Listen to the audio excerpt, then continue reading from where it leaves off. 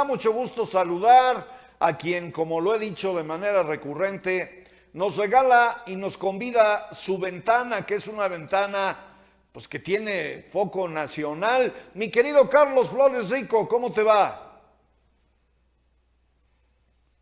Bueno, Ahí te escucho, ahora sí, mi querido Polo. ¿cómo estás, Carlos? Qué gusto.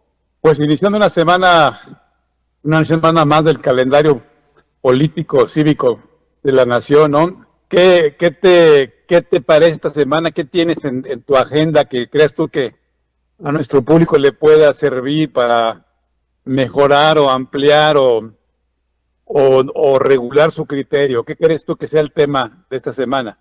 Pues mira, hablábamos hace un momento de un tema que no se puede soslayar, Carlos. Porfirio Muñoz Ledo, Lazo de la Vega. Bueno, Ajá. Bueno, casi no te escucho. sí, Porfirio Muñoz Ledo, Carlos, es un Sí. tema que nos deja pues una motivación para reflexionar sobre lo que debe ser la política, un hombre que decía las cosas como son, ¿no? Fíjate que fui amigo, tengo el privilegio que fui amigo de Porfirio los últimos 25 años, Híjole, porque qué tuve el grato tema, privilegio ¿no? de estar con él en la legislatura como diputado y también de ayudarle y trabajar con él en algunas cuestiones de la reforma del Estado. Y nos tocó viajar a algunas partes del mundo juntos. Y además de sentirlo como un amigo, como comunicador, como legislador, como maestro universitario, como experto en relaciones internacionales y en muchos otros aspectos en los que yo lo conocí, digamos, de manera personal, como un hombre de Estado, como un verdadero maestro de la política. Y siempre me llamó la atención su capacidad para poder, digamos, entender el país, ¿no? Y entonces, pues tengo que decirte que sinceramente siento mucho su partida, siento mucho su retiro, porque bien que le hace falta a la nación una mente de esa capacidad, de esa, ¿cómo te diré? De esa visión de país. Hay muy pocos, hay muy pocos mexicanos que pueden decirse o llamarse de la altura del siglo. En el caso de Porfirio tenemos que hablar que es un hombre de la altura del entresiglo, porque dejó muy bien su trayectoria en el siglo XX como un hombre de Estado. Fue un personaje, digamos, de alto nivel en el siglo XX. Fue secretario de Estado, fue precandidato a la presidencia de la República, llegó a ser embajador de México en la ONU, presidente del PRI. Luego, cuando se juntó con Cuauhtémoc Cárdenas, se hizo un personaje distinto, completamente opuesto al PRI que lo había hecho crecer y figurar, y formó una gran corriente que luego terminó siendo el FDN, o sea, el Frente Democrático Nacional, aquel que enfrentó a Salinas y acabó en una cúspide enorme como presidente del PRD. Después de ahí que viene la fusión con otros partidos y que se hace el PRD, Porfirio creo que no encontró ya un lugar adecuado, porque aunque fue senador y fue un personaje de la vida del PRD muy importante, sus inquietudes iban más allá y llegó a ser una especie como de piedra en el zapato para aquella dirigencia. Y se salió de ahí, fundó otro partido, jugó a la presidencia de la República, no tenía el respaldo de la estructura, y ese gran intelectual y ese gran político que piensa grande, pues no tuvo éxito y acabó, digamos, otra vez aliado en el PT. Finalmente se juntó en esa corriente que logró convocar López Obrador y ahí se formó otra gran vigorosa corriente muy fuerte de carácter político electoral y ganaron. Y cuando todo el mundo esperaba que Porfirio fuera un personaje del gobierno en turno, lo mandaron a un puesto, digamos, de vista, que era la presidencia de la Cámara de Diputados, pero en la que no tenía liderazgo. jugó para ser presidente de Morena, le jugaron mal, por lo menos él me lo dijo personalmente en varias ocasiones, le jugaron muy mal. Él acusa a Mario Delgado y a algunos otros personajes, pero fundamentalmente a Delgado, y acabó en una disidencia moderada contra Porfirio, contra el presidente del Obrador, y esperando que tuviera alguna especie de consideración. Fíjate que lo vi en los últimos meses, todavía lo traté, me tocó hablar con él en lo personal, muy secreto, muy íntimamente, digamos. Aspiraba, mi querido Polo, aspiraba a terminar su vida política como embajador de México en Cuba. Y alguien, o el presidente, o alguien muy cercano le hizo llegar ese mensaje de que iba a ser considerado en esa misión diplomática, que pues, puede ser muy honrosa como cualquier país que vas a visitar, pero era, digamos, menor, pero para él era muy importante por su cariño a la isla en su momento a lo que fue el castrismo, y después ya degeneró, pero por lo menos en su momento, digamos, glorioso. Y él pensaba terminar ahí y cerrar ese ciclo.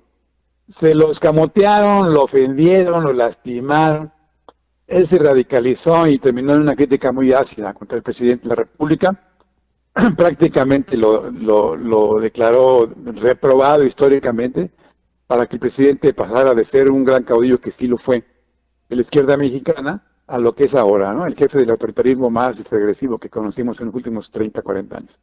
Así que, pues con el adiós a Porfirio, a un amigo, hay que dárselo a un gran mexicano que supo en sus diferentes posiciones mantener una coherencia siempre, por una república moderna, de división de poderes, de soberanías popular, de respeto a la ley, de imperio del derecho, de desarrollo y progresismo en lo social, de desarrollo productivo, pero sobre todo de vida republicana, pacífica, consecuente y en armonía con un desarrollo, digamos, participativo de la gente.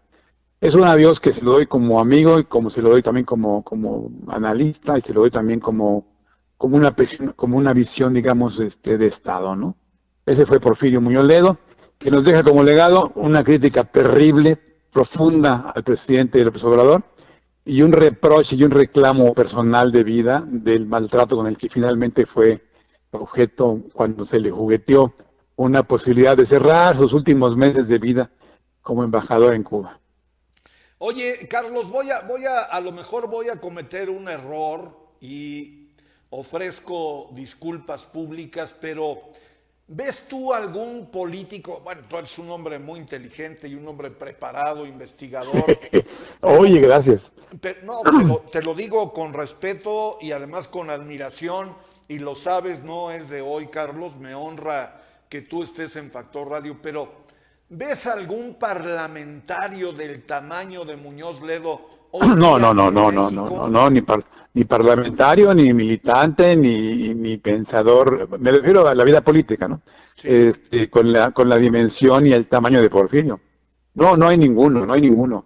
De hecho, en su vida reciente, en los últimos 15, 20 años, pues yo no he visto un polemista, un parlamentario, y ni siquiera un político de ese tamaño, ¿eh? Pues una gran Porfirio pérdida, Porfirio ¿no? es como Alfonso Reyes. Son gente que nace una vez al siglo. Si Porfirio es en ese sentido, digo, tenía muchos defectos, era un hombre muy narciso y enormemente soberbio con su cultura tan grande y tan profunda.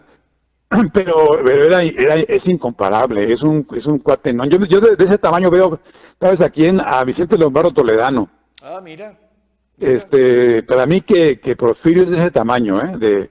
De Alfonso Reyes en la vida cultural, Octavio Paz en las letras, Lombardo Toledano en la organización obrera y política, y Muñoz Ledo como un gran político y un gran constructor de instituciones democráticas.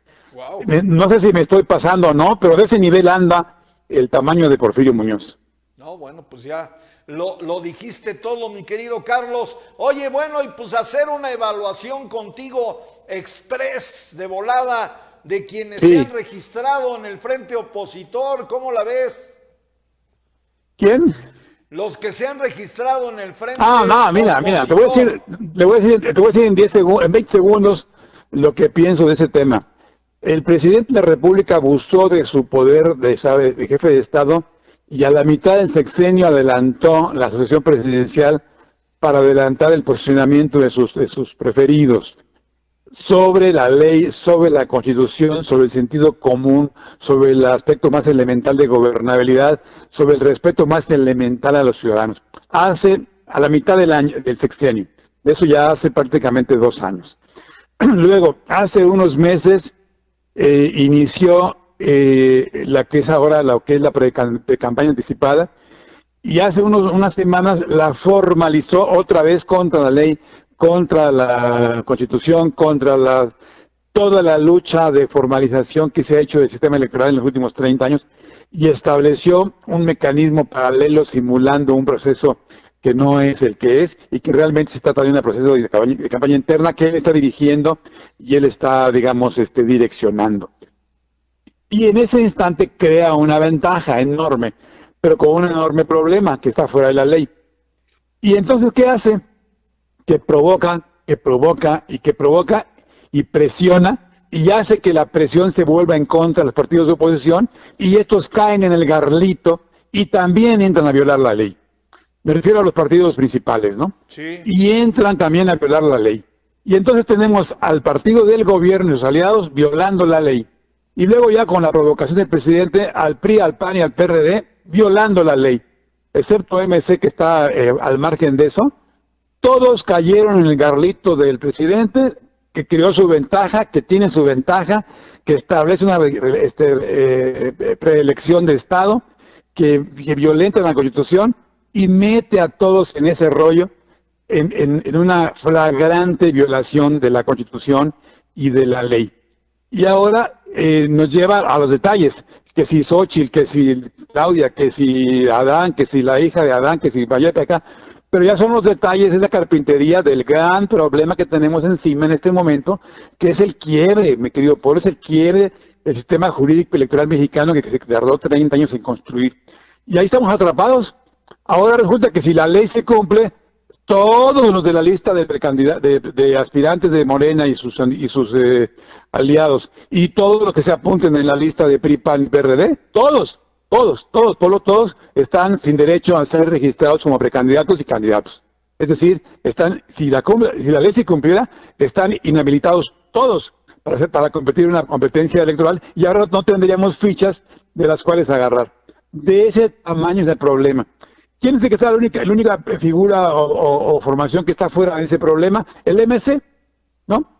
Y el MC lo que está haciendo es otra cosa por el lado de la construcción de una agenda. Buena o mala ruta X, pero es el único que está sin violar la ley. No creo que sea, ni digo que sea lo mejor que hay que hacer, pero simplemente señala el problema.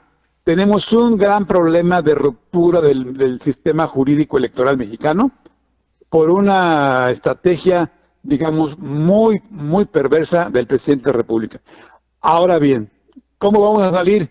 Es un problema muy complicado. Es un problema que le estamos dejando al Tribunal Electoral y al INE, que no van a poder con ese problema, porque aunque lo pudieran determinar en términos jurídicos con toda la claridad y la solidez del mundo, que son ilegales, que no merecen registro, quiero ver que te enfrentes al problema político del tamaño que se está creando. Así que estamos metidos en un tobogán, mi querido Polo, y todo lo que votemos y digamos y hagamos para bien o para mal dentro de los procesos de uno o de otro está mal. Pero ese mal o esa dificultad es de tal hondura, de tal profundidad, de tal gravedad, que absolutamente, bueno, no absolutamente, el 90-95% de las personas que pudieran haber jugado ya están en esa situación de inhabilitación. ¿Qué va a pasar? Lo ignoro. ¿Qué debe pasar? Que la ley se cumpla, que el INE lo sancione, que el Tribunal Electoral lo confirme, que se les niegue el registro, que se suspendan esos procesos y que se realice como debe ser en el mes de noviembre de fines de este año. Ay, mi querido Carlos, lo que nos está tocando ver, sin duda alguna, sí.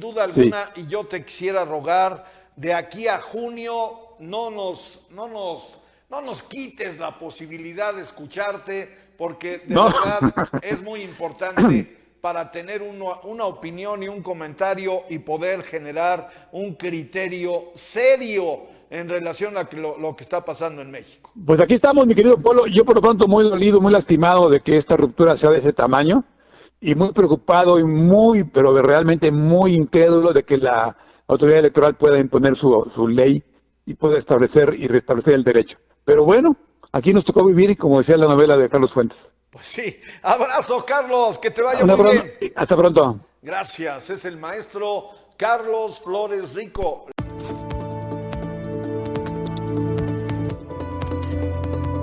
Jamendo.com